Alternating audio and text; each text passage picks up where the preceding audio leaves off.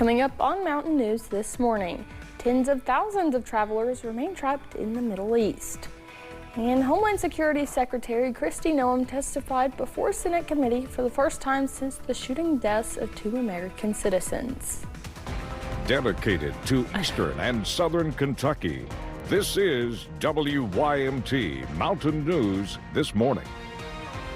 Welcome to Mountain News This Morning. I'm Neely Green here with you on this Wednesday, March 4th. The time is now 6 o'clock, and let's check in with meteorologist Megan Duslin for a look at your forecast this morning.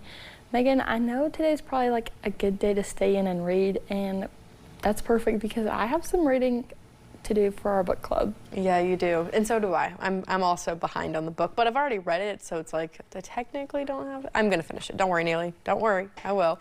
But for today, if you do want to stay inside, please do so, because we're looking at about a 30% chance of some scattered showers throughout the day, but that does mean there's a 70% chance that you could stay clear for the day. So keep in mind, if you do want to read, maybe go for a porch option, because those temperatures are beautiful. I mean, we're talking 50s this morning and 70s by the afternoon. I would definitely consider this perfect patio reading weather, or maybe if you want to take a light stroll in between those chances for showers, you can do so. Maybe download that WYMT weather app so you can see the radar and see if you're in the clear for the next little bit. But here's a look at satellite and radar this morning. You can see right now some scattered showers towards Wise, Dickinson, and Buchanan County, Virginia, and the far eastern portion of Pike County, and maybe just a little bit of a sprinkle in Wayne County, Kentucky as well. Neely. Thank you, Megan. A former inmate at a Kentucky prison is being charged with killing another inmate.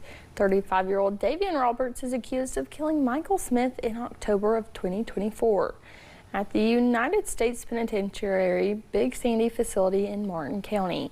No information has been released about the killing, and Roberts is also facing 3 counts of assault, resisting, or impeding a correctional officer for attacking 3 officers in March of last year. Roberts is now being held in a Supermax facility in Colorado. A former Letcher County Court secretary guard and deputy accused of trading leniency for sex has settled a civil suit. The Lexington Herald Leader reports Ben Fields agreed to settle, but the terms were not disclosed. The suit was filed in 2022 when a woman claimed Fields coerced her into having sex with him in a judge's chamber in exchange for her not having to pay court monitoring fees. Iran's state media says ceremonies will be held starting today for the country's former supreme leader, 5 days after he was killed by U.S. and Israeli military strikes. Defense Department officials say hundreds of Iranian targets have been hit since the operation began, but Iran is also striking back with drone attacks on U.S. targets in the Middle East. Yesterday, the Pentagon identified some of the American troops killed by Iranian strikes over the weekend. CBS News' Bradley Blackburn has more from New York. The Pentagon says nearly 2,000 targets have been hit since the U.S. and Israel launched strikes against Iran. We have severely degraded Iran's air defenses and destroyed hundreds of Iran's ballistic missiles, launchers, and drones. Iran also continues to retaliate with a drone strike near the U.S. consulate in Dubai. Sources tell CBS News that CIA sites were hit in Iraq and Saudi Arabia. This as the Pentagon released the names and pictures of 4 of the 6 U.S. service members killed over the weekend by an Iranian strike in Kuwait, including 20-year-old Sergeant Declan Cody of Iowa. Declan had been sending us updates every 1 to 2 hours. Like, hey, everything's still good. His family says his final phone call with his brother came hours before they were told he was killed. I still don't fully think it's real. I just really wish I got to tell him I love him one more time. Tuesday, President Trump gave this explanation for his decision to strike Iran while hosting the German chancellor. We were having negotiations with these lunatics, and it was my opinion that they were going to attack first. A new CBS News poll shows a majority of Americans say the White House has not clearly explained its goals in Iran. That sentiment was echoed by congressional Democrats after another briefing yesterday. They do not have an end game. They do not have a justification for getting into it. Multiple world leaders are now pushing for de-escalation in the Middle East. Diplomatic engagement is essential to avoid a wider and deeper conflict. as fighting between Israel and Hezbollah fighters in Lebanon also intensifies. Bradley Blackburn, CBS News, New York. That CBS News poll also shows that 56% of Americans disapprove of the U.S. taking military action against Iran versus 44% who support the move, while 45% of people surveyed believe the strikings on Iran will make the U.S. less safe. Tens of thousands of travelers remain trapped in the Middle East. Many tourists found themselves unexpectedly stranded as the conflict broke out over the weekend, with airspace in the region closed or severely restricted. Several airlines cautiously resumed limited operations out of the United Arab Emirates Tuesday, but some Americans who were vacationing in Dubai are still looking for a way out. We've had several flights canceled. We are now scheduled to go out Thursday at 2:30 in the morning.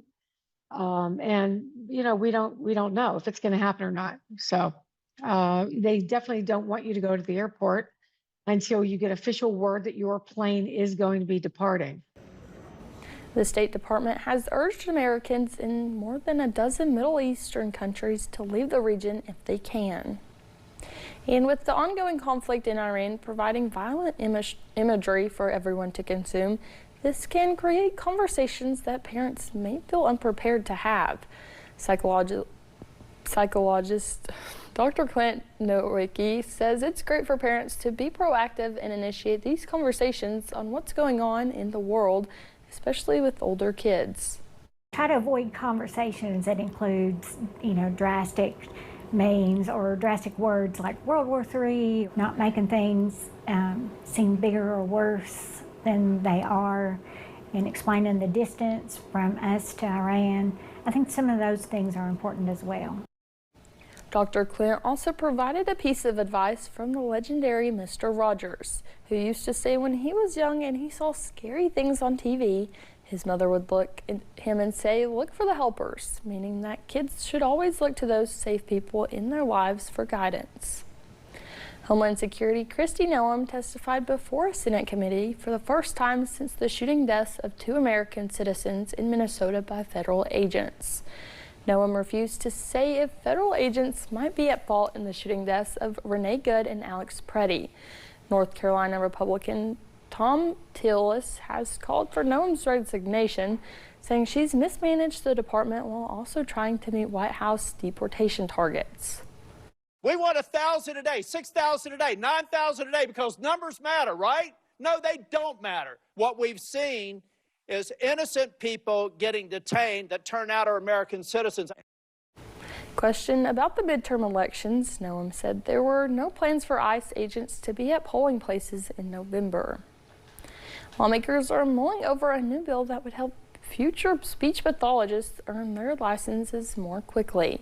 Senate Bill 177 would remove the requirement for 9 months of post-professional graduate experience.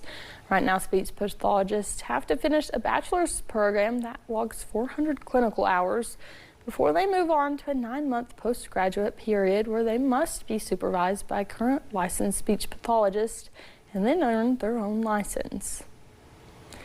A new bill filed in Frankfurt would expand the criteria for issuing an Amber Alert. Filed by Republican Senator Brandon Storm, Senate Bill 289 would ensure faster, clearer coordination among law enforcement, state agencies, and media. He says it would allow Amber Alerts to be used for children in state custody, the juvenile justice system, or other vulnerable situations. It comes after a 13-year-old girl was reported missing last October out of Rockcastle County. In situations where those children are not in the custody of their parents or a relative, then the issue becomes who can report them missing. And so we just wanted to make sure it was extra clear that any child, no matter what their circumstances are in the Commonwealth, they have a right to be reported missing, and it's to just, make sure they're safe. Christian Delgado, the man she was found with, is facing federal and state charges, including kidnapping. Senator Storm says he's hoping the bill will move forward to the Judiciary Committee next week.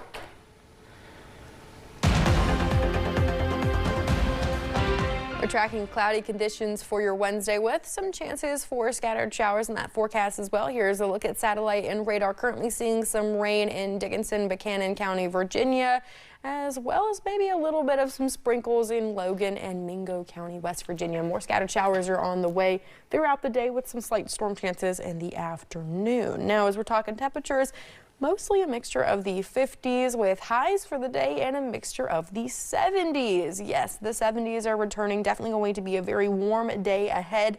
So make sure you're wearing the appropriate clothes for those temperatures because we're hitting the 70s by 3 p.m. Neely. Thank you, Megan, and thank you for getting your day started with us here on Mountain News this morning. Several lawmakers in Frankfort want to see Kentucky's death penalty come to an end. We have the latest.